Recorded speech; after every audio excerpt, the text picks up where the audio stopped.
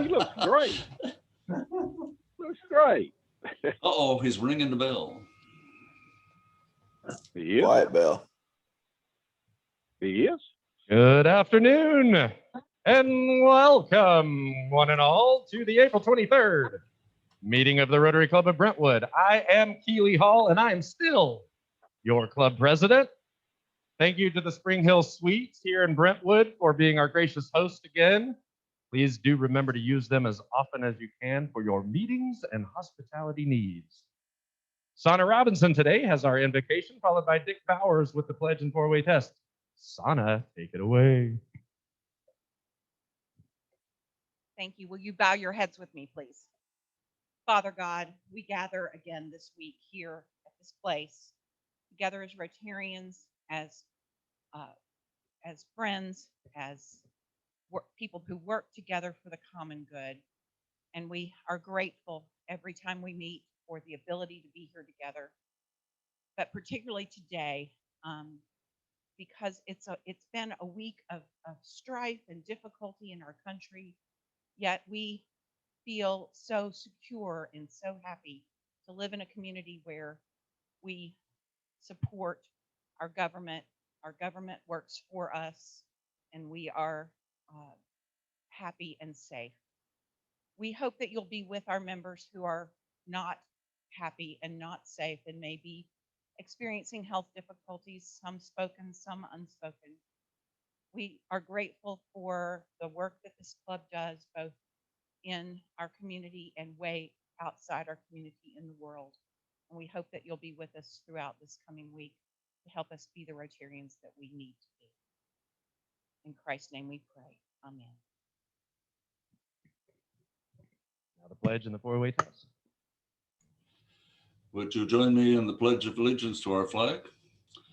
I pledge allegiance to the flag of the United States of America and to the republic for which it stands, one nation under God, indivisible, with liberty and justice for all.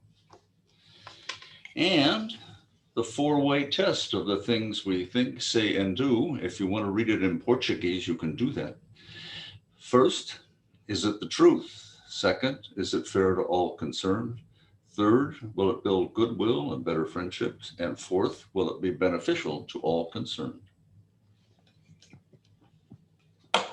I can barely read in English, much less Portuguese. But thank you, Mr. Bowers. All right. I don't know why you're all standing still.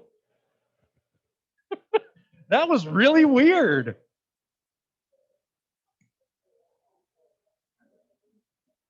Now, Jane Covington will introduce our guests and visiting Rotarians and lead us in Happy Bucks shortly thereafter.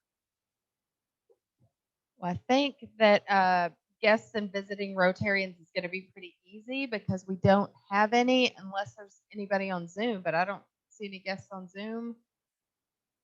Nope. Nobody on Zoom that's a guest. Our speaker Just is a visiting Rotarian, but he's also our speaker, so he'll be introduced as the speaker. And we have two folks who are officially guests for just a few more minutes. Zach Bennett and Jordan Nielsen, but they are shortly to be members. So that's it. Moving right on to Happy Bucks. Is anybody happy today? Larry Kane is happy. So those of you who play golf know there are several things that an individual golfer wants to do. Number one, he wants to make a hole in one. It happens sometimes. It doesn't happen very often. Number two, you want to shoot par. About 1% of the people that play golf shoot par, right? The third thing that all golfers want to do in title is to be a good player, have some luck, live a long time, and be able to play when you live a long time. And that shoots your age. So think about that. If par is 72, you got to shoot 72 when you're 72. And not many guys can do that or girls can do that. So it's very rare. It's like 0.008% of golfers shoot their age. So about 4 or 5 weeks ago, George Johnson, I remember here, shot his age. That's awesome. Thank you, George. Anybody else?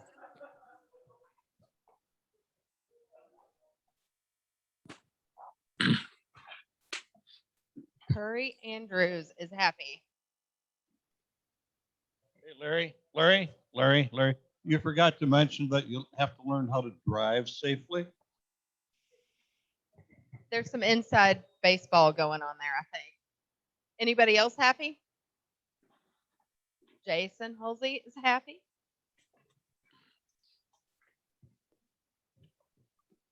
Yeah, just happy to be back in person. I was happy online on Zoom a few times.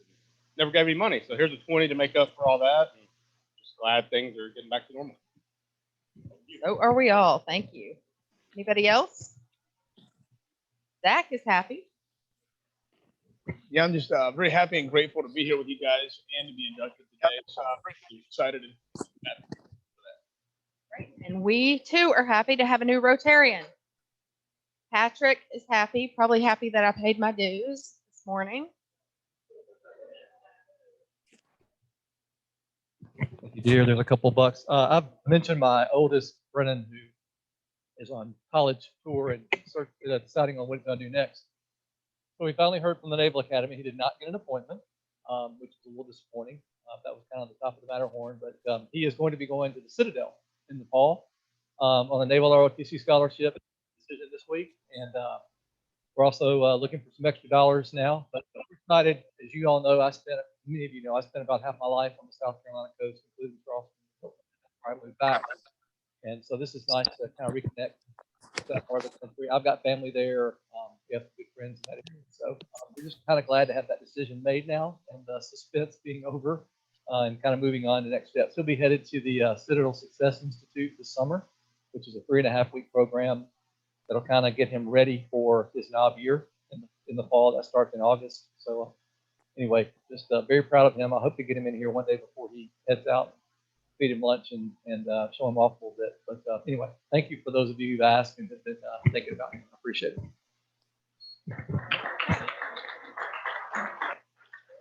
Anybody else?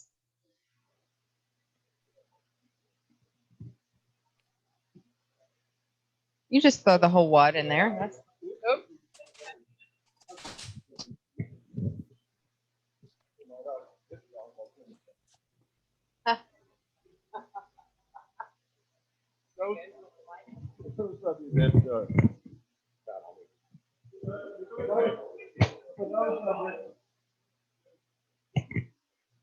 Zoom people can't hear you if you don't use it. Rotary 20 years ago, well, 17 years ago, I drove everybody nuts showing them pictures of my new granddaughter. She left here as a sophomore entering her junior year and moved to Scotland with mom and dad last August and found out she was a senior. She is now graduating and just got accepted to the University of Edinburgh. So, which is about like getting into Vanderbilt, about a 2% acceptance rate. So, pretty proud of that.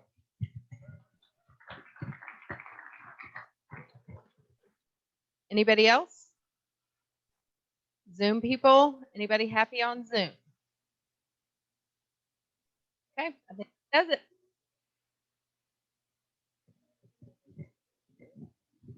All right, we do have 2 inductions that we're going to do today, and I'm going to invite both of you to come on up. So Jordan and Zach, go ahead and come on up. And these are our two newest members of the Rotary Club of Brentwood. Did y'all feel the whole club getting younger today? Because we did, which is awesome.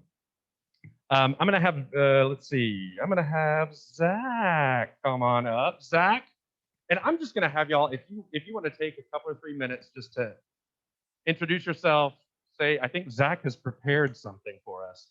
It might have music and dance involved. I'm not sure, but go ahead, Zach. Thank you guys. Appreciate it. Back in 1985, Steve Jobs tried to get John Scully to come work for him after Scully got Pepsi Cola to #1 in the Cola Wars. Jobs tried everything to get Scully to come to work for him, only to be rejected. That is until Jobs asked a game-changing question, a question that changed my life. Do you really want to sell sugar water for the rest of your life? Or would you rather come with me and change the world? Whether it's connecting people together to grow a business, for real estate deals, help people lose weight and get healthy, connections with God, with ourselves, and especially others within our daily lives. My passion and my focus is connections. A friend and I were going to through the Bellagio at an exhibit in Las Vegas, and I greeted the young guard outside the exhibit. "Good morning, sir. How are you doing today?" I enthusiastically exclaimed with a smile that was covered up by my mask. "I'm doing well, sir," the gentleman replied. "Thank you." A moment later, the gentleman came over to me and he said, "Sir, thank you for asking me how my day was. You were the first person to ask me that today." Surprised by his statement, I looked at him and with a smile and said, "Well, sir, on one hand, I don't really know how to, on one hand, I'm not really sure how to feel about that because on one hand, I'm really glad that I could be the first person to ask you how your day was. But on the other, what the heck was everybody else doing? It was almost 12 in the afternoon." The man went on to tell me and confided in me that he just lost his father the day prior that he was really close with. I grabbed his shoulder, I looked into his eyes, and I instantly felt my heart felt for that moment. Because see, the day before, my uncle, who I was really close with, passed away from a battle of cancer. Like sun shining down on a warm, sunny day, I felt a sense of peace throughout my body as we shared that moment. See, we never understand or know the struggles a person is going through, and oftentimes we're so caught up in our own lives. We fail to realize we're not the only ones going through this crazy little thing called life. A connection among two people can take only seconds, but it can have everlasting results. When was the last time you deeply connected with someone? Perhaps it was a completely random stranger and you never saw that person again. Or perhaps it was someone that you became an integral part of your life and you couldn't possibly imagine a life without them in it. Either way, these moments may seem inconsequential, but in the cascade effect, it is very monumental. Please call me Zach. I look forward to getting to know you and discovering why you do what you do. Who cares about sugar water when we can change the world one connection at a time? Thank you.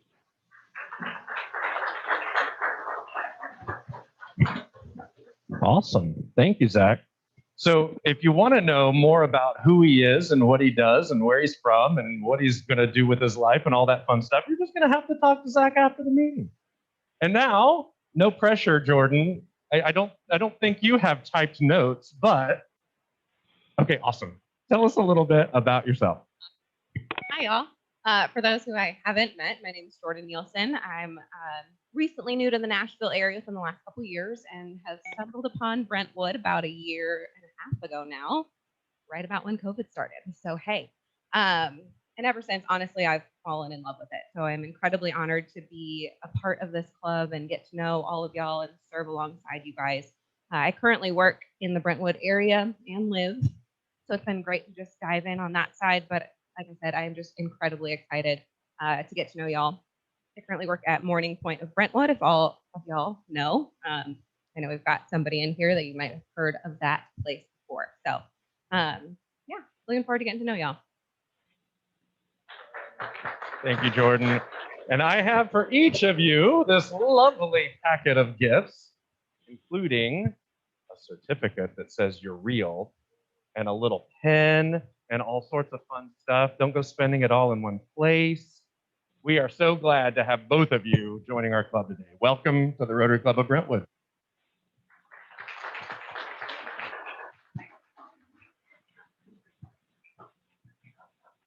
Few additional announcements as we get to the heart of our program today. Be it known today that we will be returning to the Martin Center in the month of June. In the month of June. Now, some of you are putting two and two together right now, and you're realizing, That means we won't be there for a little while. We have to meet somewhere in between now and then. That is correct. We will continue to meet here until the second week in May. We'll be here the second week in May through then. The third week in May, we will be meeting at the new police headquarters for the city of Brentwood. We will be treated to a lovely insider VIP tour of that facility, and we'll have lunch there. The next weekend's Memorial Day, and guess what the week after that is? June.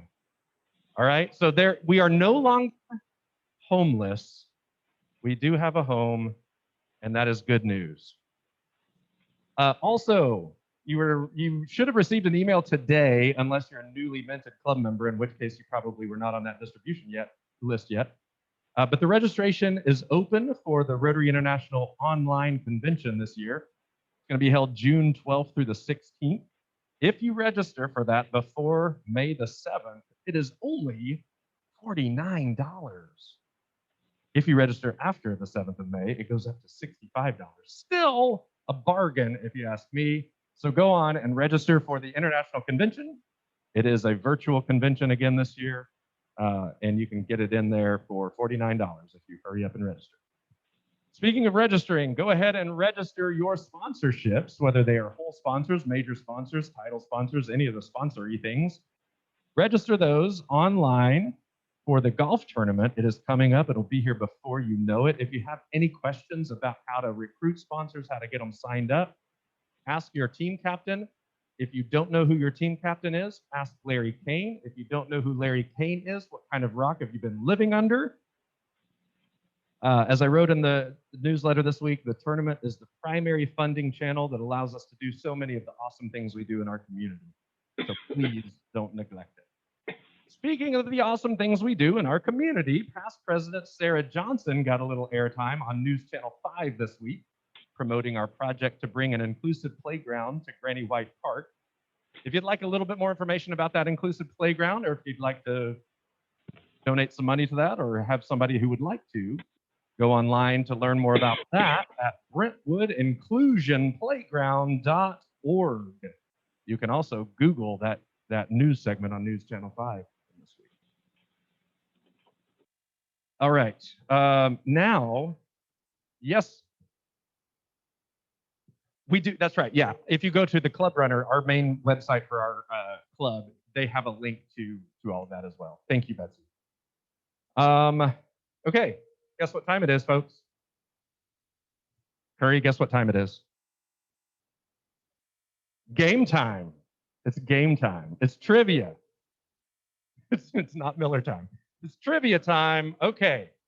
Now, Linus does have the microphone if you're in the room and you want to say an answer that they can hear on Zoom. Once again, we're going to do two halves.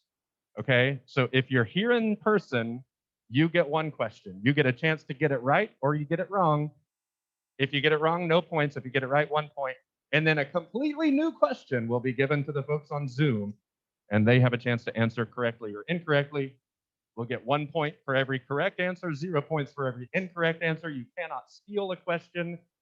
So here we go. Normally, I have themes that I tell you up front. I'm not telling you our theme this week. You're just going to have to pay attention to the answers to get our theme. All right, question. What was that? Yeah, Jason's got his phone all up and ready. Zoomers, you're going to have to go without Jason this week. That's going to be tough. Okay, here we go. I have a feeling there's not going to be a ton of Googling, although some may be warranted. For those in the room, your question is as follows. This actor is only I already screwed one up. This actor is only 4'10", but once played Arnold Schwarzenegger's twin brother. Danny DeVito.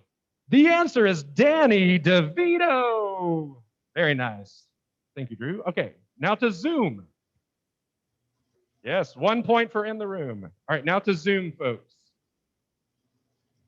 This person was the Republican nominee for vice president in 2012.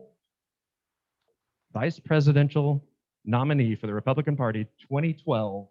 Who is this person? Zoom. 4, 3, 2. Sarah Palin? Sarah Palin is incorrect. Oh, but it was a great effort. Great effort by Sherry Cost. Thank you. No, the 2012 Republican nominee for vice president was none other than Paul Ryan. All right, into the room, in person. Who was both an original member of the Coneheads family and a blues brother? Zach, I saw his hand first. What is Dan Aykroyd? That is Dan Aykroyd. Correct. Good job, Zach. All right, Zoom folks, you're behind the 8 ball on this one. Here's one I know you can get. This Deadpool star was formerly married to Scarlett Johansson and currently married to Blake Lively. Not that anybody's jealous or anything. Go Zoom. Deadpool star, ex-wife Scarlett Johansson, current wife. Why do you keep giving us questions that are so hard? Ryan Reynolds. Because you have the Google. Ryan Reynolds. I mean, come on, those are easy names to Google. Ryan Reynolds. Oh, yes, somebody did answer. Ryan Reynolds is correct. Ryan Reynolds. Ted got it. Good, Ted.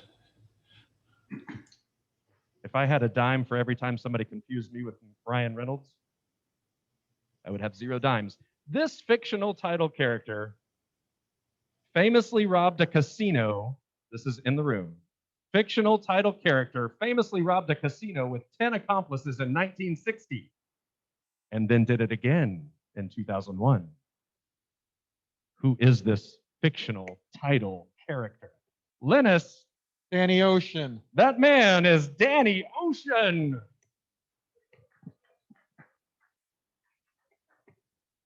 You may be starting to see a pattern. Or you may be feeling super lost right now. On Zoom, this actor starred in both Blue Valentine and Crazy Stupid Love, 2 movies I have never seen.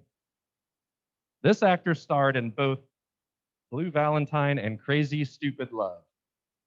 Also, I may be mispronouncing the first one or I misspelled it. One of those 2. Ryan Gosling. Ryan Gosling is correct. How in the world did you get that one with the question that was given? Ted, you're a Google Meister. Yes. Yes, the pedia of Wiki. Okay. This former longtime Sports Center anchor's more famous catchphrases include, "You can't stop him, you can only hope to contain him," "En fuego," and "Nothing but the bottom of the net." Alan. That is Dan Patrick. All right.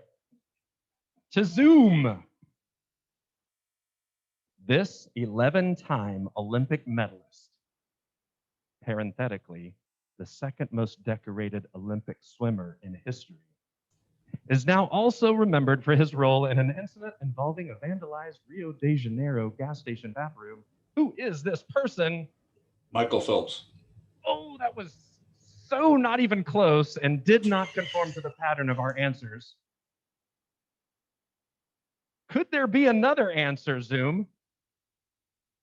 He is second to Michael Phelps in his... Ryan Lochte. I'm sorry, say it again? Somebody got it, but I didn't hear it.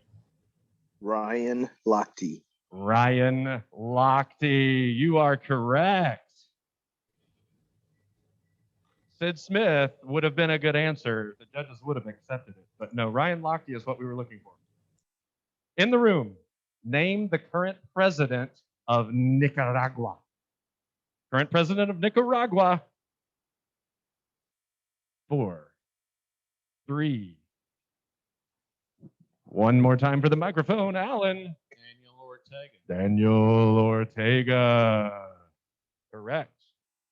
The In the Room group is in fuego today. Zoom. I know that this is right in Dick Bowers' wheelhouse. Zoomers, who was Macklemore's thrift shop partner?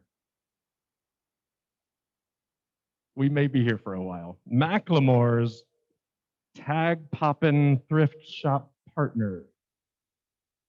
Who partnered with Macklemore? Maybe I'll just accept if you know who Macklemore is. Curry Andrews. Curry Andrews. That's not what we were looking for, but we will give you credit for creativity. We were looking for Ryan Lewis. Ryan Lewis. So we now have a bonus question. Both groups are able to answer this bonus question. Right now, the Zoom team is behind by 1. This bonus question is worth 2. What is our pattern, our theme for our answers today? All right, Jennifer Shepard. Well, there may be more to it than this, but the in-person questions the answers are all Dan's, and the Zoom questions are all Ryan's. That is correct. The answers are all Dan or Ryan, depending on where you are. But Zoom, I got you. We've got another bonus question. This bonus question is worth 4.5 points. Unmute your microphones, Zoom. No more mute. You can all jump in. Just say it out loud if you know the answer. I will accept more than one answer from each team on this one. So if you think you've got it, just yell it out. I will say yes or no, and I will keep giving you the clues until I hear a correct answer. Everybody understand? Other than being famous, what do all of the following have in common? Ray Charles, Bruce Wayne, Leah Michelle, Matt Damon, Stan Lee, Tina Fey, Bob Dylan, Elton John. They've all appeared on Saturday Night Live. They did not all appear on Saturday Night Live. That's a good answer. You're thinking too hard. John Wayne, Jerry Lewis. They have first and last names. I'm sorry, say that one more time. They have first and last names. They do have both first and last names, unlike Cher or Madonna. They're Democrats. Specifically about their first and last names. Their last name could also be a first name, just like today's speaker, ladies and gentlemen, Dan Ryan. Woo! I have the pleasure to introduce Dan Ryan to you today. Dan works with organizations to help them with acquiring, developing, and transitioning their leadership. He leads this work through organizations Ryan Partners, Vistage, and Navix Consultants. The primary market sectors for this work are the privately held business world. Dan has earned an M.Ed from Peabody College of Vanderbilt University and might be a baseball fan thereof, an MBA from Tennessee State University, and a BS in engineering physics from Murray State University. My BS is something totally different. He has been an adjunct faculty member for Peabody College of Vanderbilt University and has also taught for Belmont University and is a fellow with the American College of Healthcare Executives, and he also has earned the SCP designation with the Society for Human Resource Management.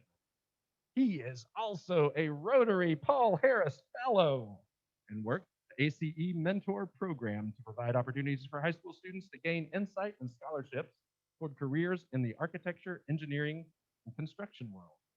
Dan has been married to Gina for over 38 years, and he has 2 married adult sons and 1 grandson, but still counting, soon to be 2 grandsons and a granddaughter. He has a passion for college sports and is an avid super supporter of the Vanderbilt baseball and golf teams. Ladies and gentlemen, with no further ado, please give a warm Rotary Club of Brentwood welcome for Dan Ryan.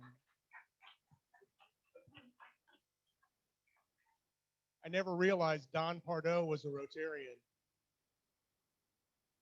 It's a pleasure to be here today. It's good to see part of the F Troop, Rod Freeman. Rod will publicly admit that we used to have season tickets at Vanderbilt close to one another. We used to always sit behind the opponent bench, and you just never know what's going to happen behind the opponent bench. In fact, Vandy Lance used to hang around behind the opponent bench, didn't he, Rod? Until they threw him out one day and didn't let him back in. That was a big mistake on Vanderbilt's part. So it's a pleasure to be here today, and I am proud to be a Rotarian.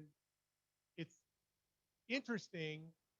My sponsor, when I joined Rotary in 2003, I in turn re-sponsored to join Rotary at a later date. I don't know many people who have actually sponsored their sponsor to be a Rotarian. A little bit about me, you know that. It's really interesting. People talk to me and say, why did you ever get a degree in physics? It's a long story. And don't ask me to solve any differential equations.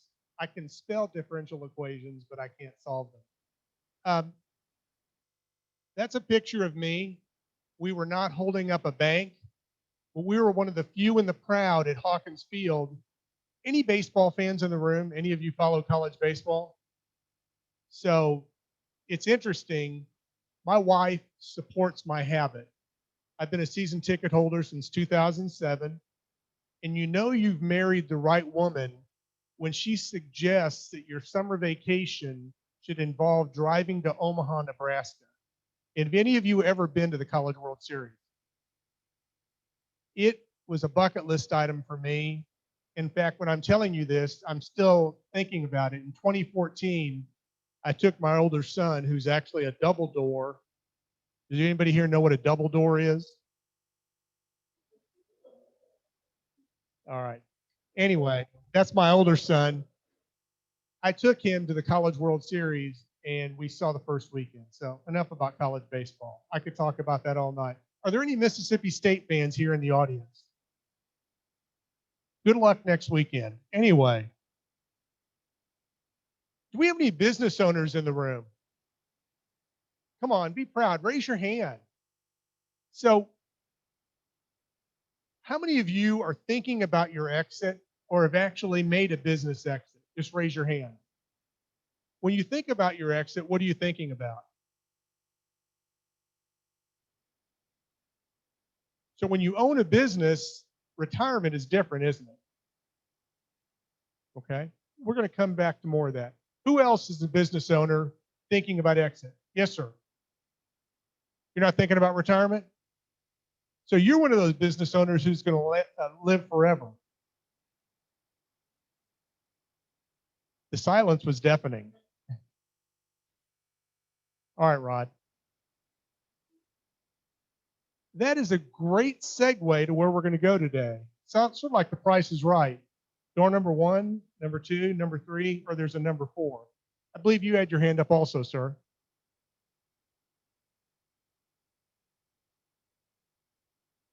All right.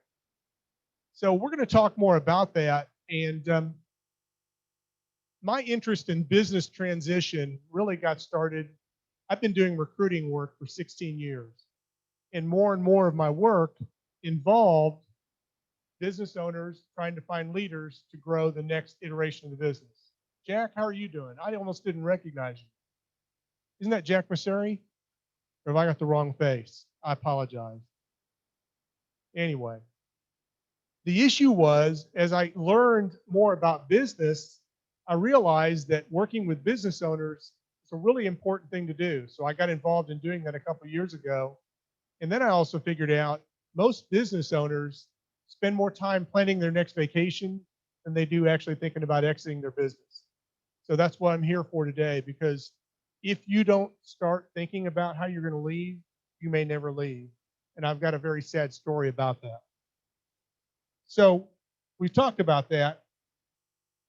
This is not an eye test. And if any of you want a copy of these slides, I'll be glad to give them to you. The point of the slide is this.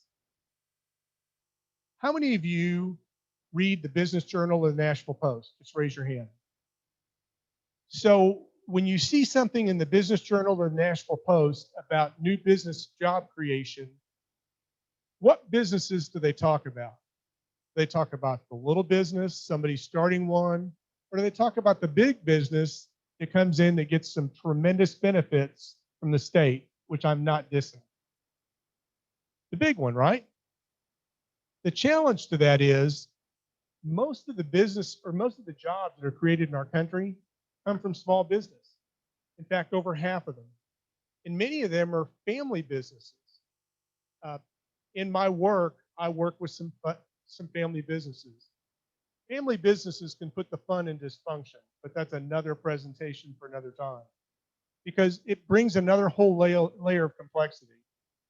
The other thing about businesses, especially if it's a family business, is that usually by the third generation, they don't function very well if they still function at all. If it's a family business that's at a third generation or past, they're the exception and they've done something great, but it's not the norm. The other thing is that a lot of business owners never think about what they're going to do to transition. How many of you have ever been part of a business where you decided to leave or you ever thought about leaving because you didn't know what the owner was going to do? You did? That's not a current business, I hope. How did you feel when you looked at what the owner was doing? All right. Okay. Anyone have a different example? All right. So another eye chart. I'm not going to belabor the point on this, but again, if you'd like that, there are some good graphics on this. There are a lot of questions you need to consider. You need to think about when you want to exit. You need to think about how you want to exit. How many of you have been business owners that had partners? Was there ever a time when you and your partner were not in complete alignment in what you wanted to do with the business? You've seen that happen? If you ever want to read a very interesting book about dealing with that, a good friend of mine is a gentleman by the name of Patrick Ungashik. Anybody know Patrick Ungashik or heard of him? Patrick wrote a book called A Tale of Two Owners. And the book really gets down to the point that owner A and owner B never talked to one another about what their intentions were. And when owner A thought it was time to go, owner B had no clue and really started to put up obstacles. Patrick wrote another book. It's called Dance in the End Zone. Who knows who Billy Whiteshoes Johnson is? Who was Billy Whiteshoes Johnson? All right. So what was Billy Whiteshoes Johnson famous for? He danced in the end zone. I mean, he was one of the, and I would show you how Billy Whiteshoes Johnson would dance, but I just recently found out that I'm a candidate for a hip replacement. So I am not much of a dancer right now at all, but soon I'll be dancing again. The other thing is, when you think about leaving your business or selling your business, which is an option, you need to understand how much money is it going to take for me to actually be able to leave the business. So for business owners, how many of you ever get phone calls from people saying, I'd like to buy your business? And do they ever throw you a number? Do they ever say, we'll give you X? Or give you just don't respond? So if anybody ever called and threw a number at you, how would you know whether that number was a good number or a bad number? We'll talk more about that. Also, if somebody will give me a 5, like 5 fingers up when we get to about 5 to 1, because I know that in a Rotary Club, this presentation is over when the members stand up to leave the room, regardless of where the speaker is. Believe me, I've been a Rotarian long enough to understand. The other thing is, how many of you know a business owner who has no after business plan? Some people only understand how to work. And I'm not saying that's wrong, but I think having a hobby or having another plan, another business is good. I work with a business owner right now who does not live in Nashville. He is 47. He owns a civil engineering firm, and he owns a construction firm that builds storage buildings. He knows in his mind that he will sell the engineering firm by the time he's 55. He's already planning on that. I mean, he's 8 years out. That's good. Most 47-year-olds haven't a clue about what they're going to do when they're 55. This gentleman knows. Last thing is, exit planning requires a team. Who needs to be on an exit planning team? If you're thinking about getting your business ready to sell, who do you want to get involved? This is audience participation. Yes, sir. Those are two of the most important, attorney and CPA. Who else? Banker. Yep, those are all good. I would also say that one of the functions, I am not a banker, I'm not a CPA, I'm not an attorney. I would say that I'm more of a project manager. Somebody needs to help you chart the course. I would almost say I'm like a tour guide or a travel agent. Because who has actually taken a trip where they've used a travel agent? Where did you go, Keely? All right. So you didn't know much about Jamaica, right? But your travel agent made sure that you knew what to do. I think a lot of business owners don't think about what they need to be thinking about in advance of selling their business or transferring their business. We'll talk about some of those issues. There are a lot of things you can do to get prepared. Talk to peers, get somebody involved from exit planning. You can actually be part of a family business consortium. Are any of you involved with the family business consortium at Belmont? Did any of you know that Belmont has a family business consortium? They do. They do good work. So there are a lot of options that you can explore. If you ever want to talk about any of these, I can give you some thoughts. When you're starting to think about leaving your business, you need to think about how long you want to stay in the business before you leave. And here's what you don't want to say. I cannot tell you how many times I've talked to a business owner and he or she would say, I'm going to retire in 5 years. What's wrong with that kind of an answer?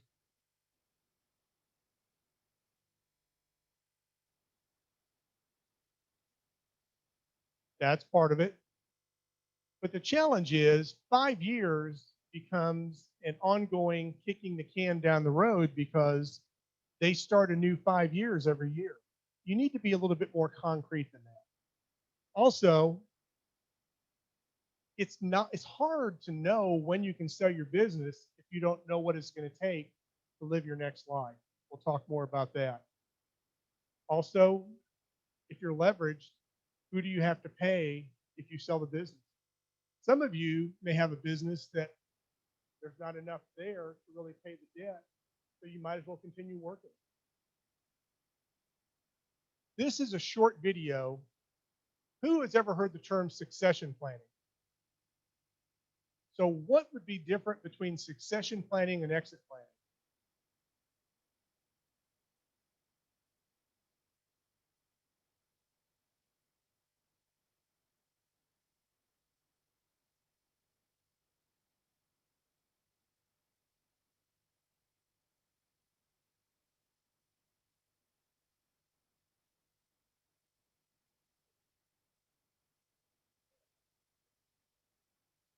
Okay. So this is a 2-minute video. If you'll click on that, I think Patrick does a good job of explaining this.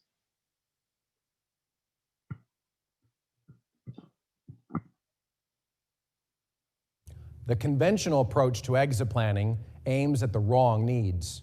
Too often, your needs from and for the business are downplayed or ignored. Evidence may be found in how exit planning is confused with succession planning. The terms are not synonymous. In America, Wall Street, the realm of publicly traded companies, never discusses exit planning, yet frequently brings up the issues of succession planning. When publicly traded company executives or analysts discuss succession planning, they are referring to the orderly transfer of business leadership from one team to the next.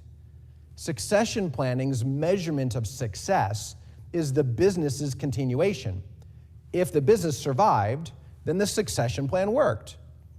Publicly traded company leaders have little need to discuss exit planning. Exiting for the shareholder of a publicly traded company can be as simple as calling the stockbroker and telling him or her to sell the shares, often accomplished within minutes. Succession planning focuses on meeting the needs of the business. Exit planning aims to meet the needs of the owner. A sound succession plan does not automatically produce a successful exit, and vice versa. Just because your business has an orderly management succession at your exit, that alone does not provide you with personal financial freedom, which for nearly all owners is a required outcome to achieve a successful exit. An exit that achieves orderly management succession but leaves you financially vulnerable or without peace of mind is not a success. The difference in words is important. If a term does not have clearly understood meaning, then it's likely to find confusion and errors. Imagine if surgeons routinely confused lobotomy with tracheotomy. People would end up with holes in the wrong place in their heads. Succession planning focuses on the needs of the business. Exit planning broadens the focus to include your needs as an owner.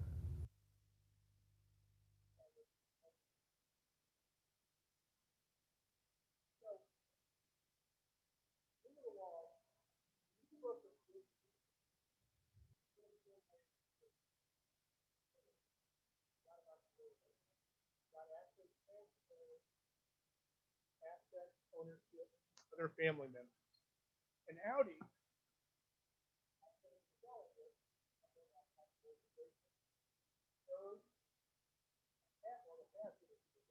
any would actually be to sell it internally. Most of the businesses that I see and that I work with use the first three options. The option that a lot of people don't think of is actually closing the business completely. How many of you have ever seen somebody leave their business by just closing the door?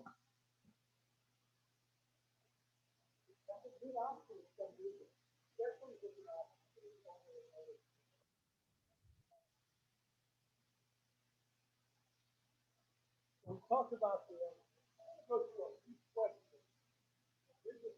really need to consider before they leave their actually start to even think about sell their business. Here are some key questions. You can't read these. I'm going to highlight a couple that I think are the most important. I know ideally when I want to exit from my business at X years of age. So it's not 5 years, it is a date, a year. If you don't explain it that way, you'll continually kick the problem down the road.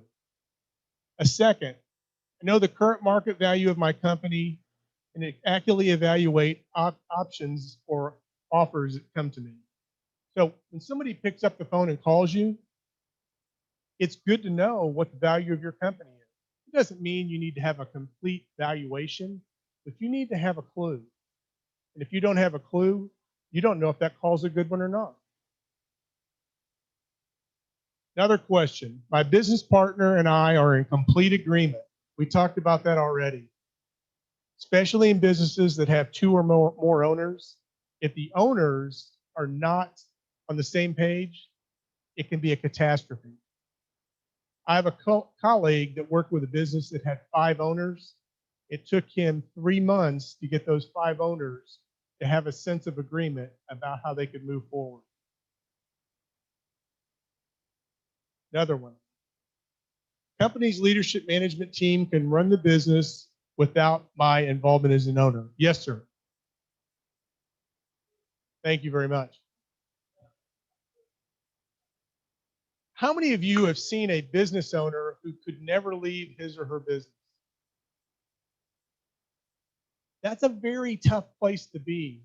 If you have a business that you can't walk away from as the owner, you really don't have a business. You have a job or a lifestyle. I met with a business owner about a month ago here in Middle Tennessee. He has 2 clients that represent 80% of his business. No written purchase orders, only handshake agreements. He has nothing to sell. A couple other questions to consider. The company follows a written business plan and actually has guidelines and procedures. If your business doesn't have anything that would actually allow somebody else to understand how it works, it's a problem. Top employees have formal incentives to stay with the company as the firm transitions. There was an engineering firm once upon a time, some of you would know this firm, where the primary owner business. There obviously were no stay agreements for any of the other people within the firm that were key employees, because the firm, that business, lost all of their key leaders within 18 months. What good is a business where all of the key employees walk out the door after the primary owner sells out? Is it worth much? It's really not. Largest established customers account for a certain percentage of the business. If you don't have widely distributed client base, or if you have over concentration in your client base, it makes your business worth less as well. Any questions about these? There's so much more to this, but these are the ones that should be obvious. If you can deal with these, the others become secondary. As I said, most of you, or some of you, will know business owners who are going to spend more time for leisure than they ever will about exiting or planning to leave their business. 3 years ago, I met a gentleman in Nashville. Some of you might know him. He was 79 years of age. He owned a subcontracting firm in the construction world. His son introduced us because the son was concerned there was no successor within the firm, and the father had done nothing to plan the business for sale. The gentleman's health was good, but his wife was not in good shape. How would you feel if you were that 79-year-old business owner, you had an established business, but nothing to do with it? That was one of the things that motivated me to get more involved in this world. So you've got a lot of time. I mean, you may have time. I mean, I told you about one of the gentlemen I work with. He's 47. He's already planning. I have a colleague who works with a business. The owner is 35. It's a $10 million business. He is already starting to think about his exit from that business. Won't be the last business, but it will be, that one will have a finite time period. You need to make sure you have a team. You need to have somebody who is your project manager or exit planner. You need to have somebody who handles the financial side, the legal side, all of those key issues. It is a team sport. You're not going to be able to do it on your own. I think that's it. What questions do you have for me? I realize I have thrown a lot at you, but at least if I help you to realize, or if you know somebody who is a business owner, it doesn't have to be me, but I would encourage them and encourage you to get them to start to think about what they need to do to plan that transition. I'll stick around for a while. Thank you all very much for the opportunity.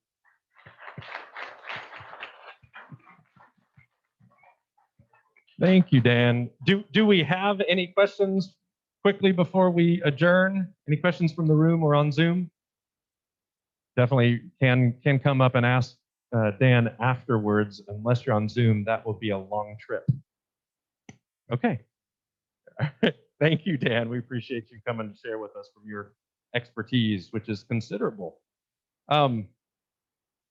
If you do have any questions for Dan afterwards, he's going to hang out and talk with you a little bit. If you have any questions or comments about my trivia, once again, I will inform you, I don't care. I'm doing it anyway. Again, a reminder that we are continuing in this venue for another 3 weeks after this one. And then we will be at the police headquarters on May the 21st. We'll take a break for that next Friday, and then we're back in the Martin Center. Any other announcements before we adjourn for the good of the club? All right, then stay safe, stay healthy, and keep serving. You are adjourned.